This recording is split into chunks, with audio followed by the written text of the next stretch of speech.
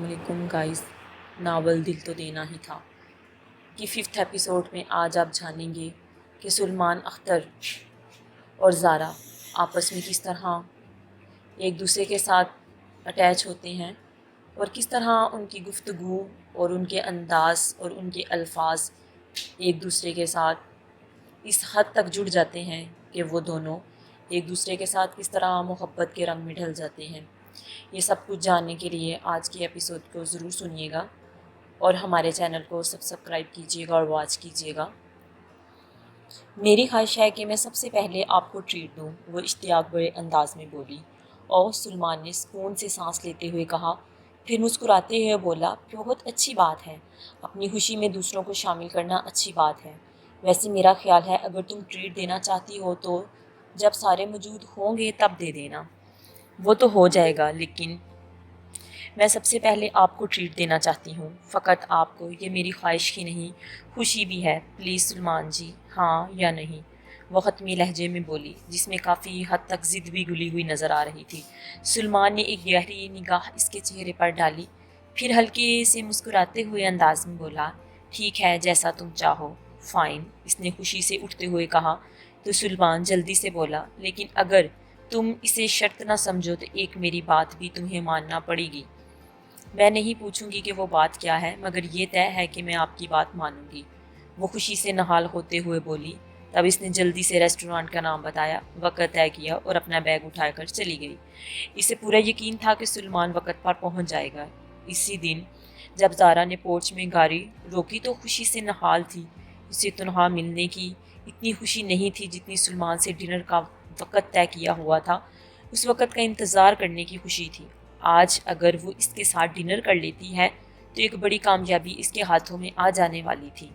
وہ گھر کے اندر گئی تو ڈرائنگ روم میں کوئی بھی نہیں تھا۔ دوسری طرف لان میں اس کی ماما اور بھابیاں موجود تھیں۔ وہ سیدھی ان کے پاس گئی اور بڑے مان کے ساتھ اپنے پرس میں سے سفید رنگ کا تنہا والا لفافہ نکالا اور ماں کے ہاتھ میں دھرتے ہوئے بولی، یہ لے ماما، میرے گاڑھے خون پسینے کی کمائی۔ یہ کہتے ہوئے اس نے زندگی سے بھرپور گہکا لگایا۔ اچھی بات ہے، تمہیں مبارک ہو، مگر تمہیں پتہ ہے جتنی دیر تم باہر رہتی ہو میرا دل تمہارے لیے کس قدر دھڑکتا رہتا ہے، یوں سمجھو مٹھی میں بند رہتا ہے، ماما نے لفافہ ایک طرف رکھتے ہوئے کہا۔ کمن ماما، آپ بس جلدی سے یہ فیصلہ کر لیں کہ اس تنخواہ کا کیا کرنا ہے، اس نے پوچھا۔ میں بتاؤں، بڑی بھابھی رفت نے کہا۔ بولنے اس نے خوشی سے پوچھا، یہ ساری تنخواہ صدقے میں دے دو، انہوں نے محبت سے کہا۔ ہاں یہ ٹھیک رہے گا، ماما نے نہال ہوتے ہوئے کہا، اور جو بھی کوئی تم سے ٹریٹ وغیرہ مانگے تو اس پر جتنا بھی خرچ آئے وہ مجھ سے لے لینا، بلکہ ابھی دے دیتی ہوں میں تمہیں۔ چھوٹی بھابھی آمنہ نے پیار سے کہا۔ وہ کہاں پیچھے رہ جانے والی تھی، اس کا جو کرنا ہے وہ کریں، میں تو چلی۔ زارا نے اپنا پرس اٹھایا اور اپنے کمرے کی جانب چل پڑی۔ اس کے لیے سب سے بڑی خوشی یہی تھی کہ آج اس نے سلمان اختر کے ساتھ ڈنر لینا ہے۔ پھر جیسے ہی سورج مغربی کناروں میں گم ہوا وہ تیار ہو کر گھر سے باہر نکل گئی۔ اگرچہ اس کا چہرہ میک اپ سے بے نیاز تھا، مگر اس نے لباس کے معاملے میں خاصی چوائس برتی تھی۔ میرون رنگ پر سنہرے کالا شلوار قمیض سوٹ اور اس کی گوری رنگت کو مزید نکھار رہا تھا۔ بڑا سا آنچل اس نے گلے میں ڈالا ہوا تھا جو اسے سنبھالے نہیں سنبھل رہا تھا۔ میرون رنگ کا پرس، اور وہ اسی ریسٹورنٹ میں آن پہنچی جہاں زارا نے سلمان کو پہلی مرتبہ دیکھا تھا۔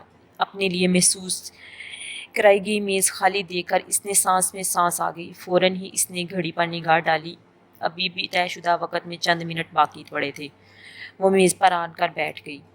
ان چند منٹوں میں بھی اس نے سانس بحال نہ ہوئی کہ سلمان اختر وہاں آ گیا، اپنے چہرے پر محسوس مسکراہٹ سجائے۔ وہ اس کے سامنے آ کر بیٹھا تو زارا کو یوں لگا جیسے دنیا بھر کا خزانہ اس کے ہاتھوں میں آ گیا ہو۔ سلمان کے چہرے پر تھکن پھیلی ہوئی تھی، ان تھکے تھکے تیوروں میں مسکراہٹ بہت ہی خوبصورت سما باندھ رہی تھی۔ دونوں میں یوں ہی ادھر ادھر کی باتیں ہونے لگی تھی۔ ویٹر کو آرڈر بھی دیا جا چکا تھا۔ تبھی اچانک ہی زارا نے ایک نازک سا سوال کر ڈالا، کیونکہ اس ایک مہینے میں کافی حد تک بے تکلف ہو چکی تھی۔ تبھی یہ حوصلہ کر لیا، سلمان جی، آپ کے بارے میں ایک بات بڑی مشہور ہے کہ آپ عورت سے بیزار ہیں، مگر مجھے ایسا نہیں لگا۔ آپ بتائیں گے کہ یہ بات کیوں اڑی؟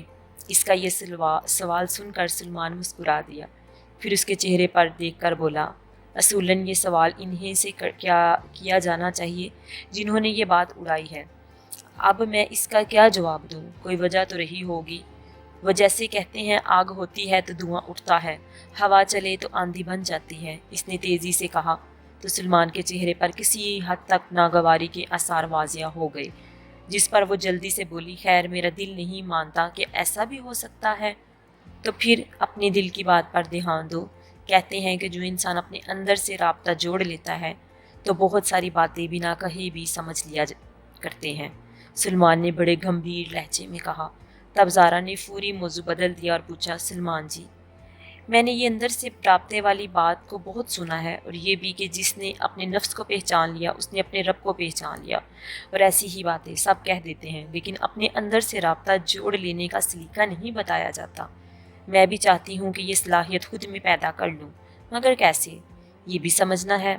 وہ انتہائی سنجیدگی سے بولی تو سلمان نے کہا، یہ کوئی انہونی بات نہیں ہے، اور نہ ہی ایسا عمل کہ جو انسانی دسترس سے باہر ہو، بلکہ ایسا کرنا تو انسان کو پوری طرح انسان بنا دیتا ہے، اور سمجھ لو کہ اس کی ابتدا پرخلوص دل سے شروع ہو کر دل تک ہی ختم ہو جاتی ہے، یعنی پرخلوص دل ہونا شرط اول ہے۔ یہ جان لو کہ دل کی گواہی بڑی معتبر ہوا کرتی ہے۔ خواہشوں سے بھرے ہوئے دل میں اب کوئی کیسے آ کر بسیرا کرے گا، کیونکہ دل ہی تو ہے جو رب تعالیٰ کی جگہ ہے۔ اپنے نفس کو پہچان لینے کا مطلب ہی یہی ہے کہ آپ اپنے دل کو دیکھیں، کیا آپ اسے اس قابل بنا چکے ہیں کہ وہ رب کی شان شایان ہو؟ جب دل میں کوئی اور نہیں ہوگا، فقط رب ہوگا، تو انسان آسانی سے اسے پہچان لیتا ہے۔ واہ، یہ تو بہت آسان بات ہے، وہ بے خود ہوتے ہوئے بولی۔ آئینہ دھندلا ہو تو اس میں اپنا آپ ہی ٹھیک نظر آتا ہے۔ انسان کو اپنا آپ اس لیے دکھائی نہیں دیتا کہ وہ دنیاوی خواہشوں میں یوں الجھا ہوا ہے اور اسے اپنے آپ کو دیکھنے کی فرصت ہی نہیں۔ خواہشوں سے الگ ہو کر اگر اپنے آپ پر نگاہ ڈالی جائے تو دل فوراً گواہی دے دیتا ہے کہ وہ بطور انسان کیسا ہے۔ سلمان نے سنجیدگی سے کہا، اور پھر فوراً ہی ماحول کی تضاد کو محسوس کر کے بولا، خیر یہ باتیں پھر کبھی سہی، آپ اپنے آپ کے بارے میں کچھ نہیں بتایا۔ زارا نے اداس اس کی آنکھوں میں جھانکتے ہوئے بولا، مثلاً کیا پوچھنا چاہتی ہو میرے بارے میں؟ اس نے مسکراتے ہوئے لہجے میں ہولے سے پوچھا۔ بس یہی کہ پڑے کہاں سے، خاندانی پس منظر، آبائی گھر، کیونکہ آپ یہاں کے تو نہیں ہیں؟ اس نے بڑے عام سے لہجے میں خوشگوار انداز سے پوچھا۔ واجبی سی تعلیم ہے جس سے کام بہرحال چل رہا ہے، اور خاندان کوئی اتنا بڑا نہیں ہے، نہ ہی کوئی تاریخی اہمیت ہے، اور مجھے اپنے آباء و اجداد پر کوئی ناز ہو۔ وہ عام سے لوگ تھے اور عام سی زندگی گزار کر اس دنیا سے چلے گئے ہیں۔ میں ہوں، میری بہن ہے اور میرے والدین۔ اس اخبار سے اچھی تنخواہ مل رہی ہے، اور اس کے ساتھ عزت بھی، جو بہت بڑی بات ہے۔ ٹھیک ٹھاک گزارا ہو رہا ہے اور باقی سب ٹھیک ہے، سلمان نے مسکراتے ہوئے اس کو بتایا۔ کبھی آپ اپنے گھر والوں سے ملوائیں۔ زارا نے بڑی چاہ سے سلمان کو یہ بات بولی، لیکن سلمان کے چہرے پر ایک دم سے سختی آ گئی۔ اس نے بڑے ٹھہرے ہوئے اور تحمل سے بھرے لہجے میں کہا، دیکھو زارا، تم اور میں ایک اخبار کے حوالے سے ایک دوسرے کو جانتے ہیں اور کولیگ ہیں، ہمیں اپنا تعلق یہیں تک محدود رکھنا چاہیے، اس سے بڑھ کر نہیں۔ زارا کے لیے یہ اچانک اکھڑا ہوا رویہ بڑا عجیب سا تھا، جیسے وہ اس موضوع پر بات بھی کرنا پسند نہ کرتا ہو۔ یہی وہ حصار تھا جس کے لیے اس نے سختی سے منع کر دیا تھا۔ وہ بجائے مطمئن ہو جانے کے اور وہیں رک جانے کے ایک دم سے بے چین ہو گئی۔ اس نے نکتہ مل گیا تھا کہ جس کے بعد سلمان نے اپنے گرد حصار بنایا ہوا تھا، اسے ہر حال میں اس قلعے کی فصیل کو توڑنا تھا۔ وہ کوئی اور سوال تلاش رہی تھی کہ بات بڑھے۔ اتنے میں ویٹر کھانا لے کر آ گیا۔ بات کے تسلسل میں رکاوٹ ہوئی تو ان کے درمیان تناؤ دھوئیں کی مانند تحلیل ہو گیا۔ سلمان نے موضوع بدل لیا۔ ان کی باتیں اخباری دنیا اور اس سے متعلق لوگوں پر ہونے لگی۔ ان باتوں میں سے اس کے لیے خاصے انکشاف تھے۔ وہ پوری محویت سے سنتی رہی تھی۔ وہ جو ماحول کی نرمناہٹ میں ذرا سا کھردراپن آ گیا تھا وہ ختم ہو گیا، مگر اس کی ہلکی سی چبھن زارا اب تک بھی محسوس کر رہی تھی۔ یوں خوشگوار ماحول میں کھانا ختم ہو گیا۔ ویٹر جب برتن اٹھا رہا تھا اس وقت زارا نے سے کہا، بل لے آؤ، بلکہ ذرا جلدی سے۔ بل تو ہو گیا ہے میڈم، اس نے ہلکے سے کہا اور برتن سمیٹنے لگا۔ تب زارا نے سلمان کی جانب دیکھتے ہوئے حیرت سے پوچھا، مطلب ہو گیا؟ اس کی فکر مت کرو، میرا یہاں کھاتا چلتا ہے۔ یہ کہتے ہوئے وہ جاندار انداز میں بولا، یہ کیا آپ نے؟ بل تو میں نے دینا تھا، زارا نے احتجاجی لہجے میں ناراض ہوتے ہوئے کہا۔ تب وہ ایک دم سے سنجیدہ ہوتے ہوئے بولا، میں نے کہا تھا نا کہ میری ایک بات ماننا ہوگی، سو مانو، میری یہی بات تھی۔ سلمان کے لہجے میں گمبھیرتا۔ زارا چند لمحے اس کی طرف دیکھتی رہی، پھر غصے میں اپنا پرس اٹھایا اور کانپتے ہوئے لہجے میں بولی، میں گاڑی نکالتی ہوں، آپ آ جائیں۔ یہ کہتے ہوئے وہ دروازے کی جانب بڑھ گئی۔ اس نے پلٹ کر بھی نہیں دیکھا کہ سلمان اپنی سیٹ سے اٹھا بھی ہے یا نہیں۔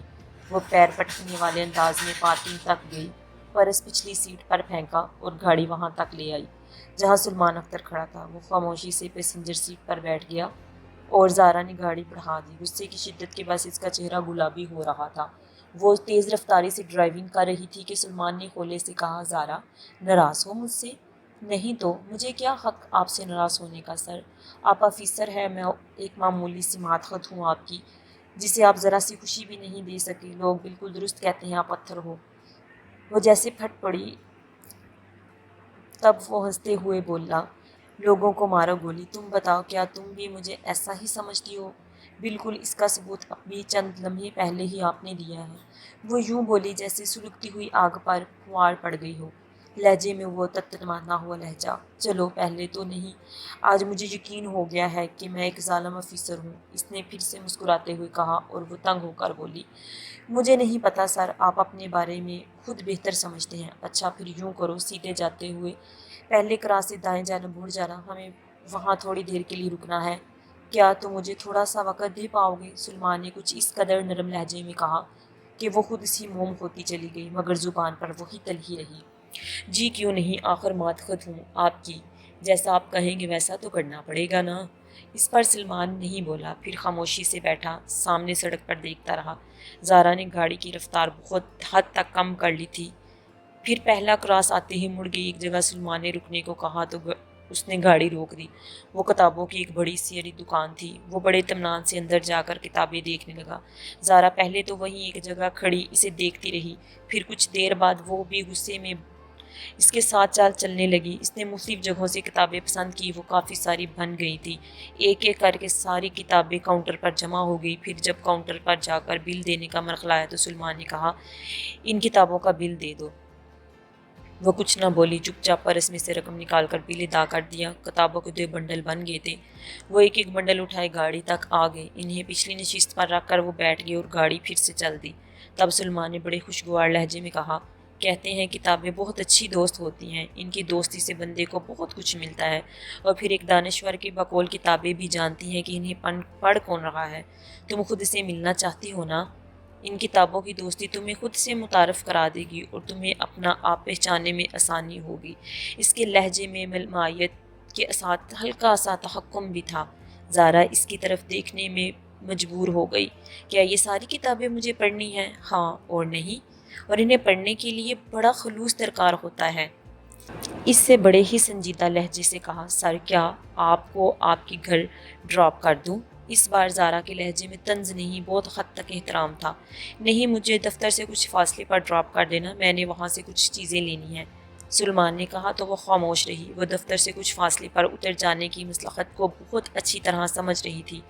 پھر دفتر پہنچ جانے تک ان میں کوئی بات نہیں ہوئی۔ وہ اللہ حافظ کہہ کر اتر گیا اور زارا نے سنتے ہی ہوئے گاڑی آگے بڑھا دی۔ وہ سوچ کر گئی تھی کہ سلمان سے اس کی ذاتی زندگی کے بارے میں بہت کچھ پوچھے گی، مگر وہ اس کی باتوں میں یوں محو ہو گئی تھی کہ نہ ہی تو وہ کچھ جان پائی اور نہ ہی حصار سے آگے بڑھ سکی۔ وہ واپس اپنے گھر کی طرف جاتے ہوئے محسوس کر رہی تھی کہ جیسے وہ پہلے ہی کی طرح تہی داماں ہے، وہ کچھ ہی بھی حاصل نہیں کر پائی تھی۔ سو جنجلاہٹ زدہ حالت میں وہ خود پر غصہ کھا سکتی تھی۔ یہ دنیا چاہے جتنی بھی رنگین ہے، خوبصورت ہے اور پرکشش ہے، لیکن اس دنیا میں فساد جوازی انسانی خواہشیں ہی ہیں۔ اگرچہ خواہشوں کی تکمیل کے لیے وقت کی اہمیت بھی ایک حقیقت ہے، لیکن بعض اوقات انسان اپنی خواہش کی تکمیل کے لیے زندگی تک کو داؤ پر لگا دیتا ہے۔ زارا نے سلمان اختر کو اپنی دسترس میں کرنے کی خواہش تو کر لی تھی اور یہ بھی سمجھ لیا تھا کہ وہ آسانی کے ساتھ اسے اپنی سوچ کے مطابق ڈال لے گی، مگر وہ اتنا آسان ثابت نہیں ہوا تھا۔ اسی اتار چڑھاؤ اور سمجھنے سمجھانے میں 2 ماہ کا عرصہ گزر گیا۔ اگرچہ یہ ایک طویل عرصہ تو نہیں تھا، لیکن کسی کو بھی سمجھنے کے لیے بہت عرصہ ہوتا ہے۔ یہ ایک الگ بات ہے کہ دوسرے کو احساس نہ دلایا جائے، یہی تو صبر و تحمل ہوتا ہے۔ اسے ہی تو برداشت کہتے ہیں کہ آپ کسی منافق کو پہچان جائے، اسے احساس نہ دلائیں، اس امید پر کہ وہ سنبھل جائے یا سدھر جائے۔ ہاں یہ ضرور کہ کچھ لوگوں کی فطرت میں ہی ڈنگ مارنا ہوتا ہے، ایسے ہی سانپ لوگوں کو نہ پہچاننا اور ان سے جان نہ چھڑوانا بھی نقصان دہ ہوتا ہے۔ مگر زارا کو یہ یقین تو ہو گیا تھا کہ سلمان کتنا ہی اپنی ذات کے خول میں بند صحیح مگر اس کی فطرت میں دوسروں کو نقصان پہنچانا نہیں ہے۔ اس 2 ماہ کے عرصے میں وہ بہت کچھ جان چکی تھی، لیکن پھر بھی وہ ذرا اسی یقین کے ساتھ یہ نہیں کہہ سکتی کہ وہ سلمان سے دوستی یا اپنا یہ طویل تعلق استوار کر چکی ہے یا نہیں۔ وہ احترام کے دائرے سے نکلنا ہی نہیں چاہتی تھی۔ وہ جو اسے بے تکلف سمجھ بیٹھی تھی، دراصل وہ اس کی بے تکلفی نہیں بلکہ کسی چھوٹے کو بہلانے کا ایک سادہ سا رویہ تھا۔ زارا جان بوجھ کر اس سے طویل بحث چھیڑ کر بیٹھ جایا کرتی تھی یا پھر یوں ہی کوئی نہ کوئی معاملہ الجھا کر بیٹھ جایا کرتی تھی اور پھر اس الجھن کو سلجھانے کے لیے کتنا ہی وقت اس کے ساتھ گزار دیتی تھی۔ کام سیکھنے کے بہانے 100 طرح کے مسائل اس کے سامنے رکھتی اور وہ خندہ پیشانی سے ان مسائل کے حل اسے بتاتا رہتا۔